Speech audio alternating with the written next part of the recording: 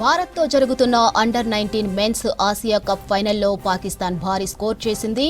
Toss ఓడి బ్యాటింగ్కు దిగిన పాక్ నిర్ణీత 50 ఓవర్లలో 88 వికెట్లు కోల్పోయి 347 పరుగులు చేసింది. ఓపెనర్ సమీర్ మిన్హాస్ 113 బంతుల్లో ఏకంగా 172 రన్స్ చేశాడు. ఇందులో 9 సిక్సర్లు, 17 ఫోర్లు ఉన్నాయి. మరో బ్యాట్స్మెన్ అహ్మద్ హుసేన్ 56 రన్స్, ఉస్మాన్ ఖాన్ 35 పరుగులు చేశారు.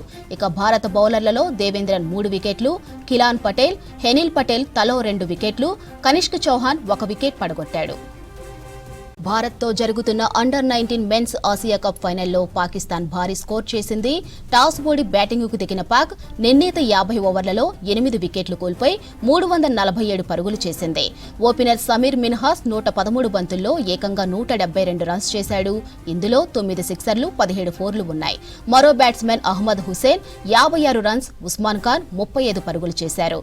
ఇక భారత బౌలర్లలో దేవేంద్రన్ 3 వికెట్లు, కిలాన్ పటేల్, హెనిల్ పటేల్ తలో 2 వికెట్లు, కనిష్క్ చౌహాన్ 1 వికెట్ పడగొట్టాడు.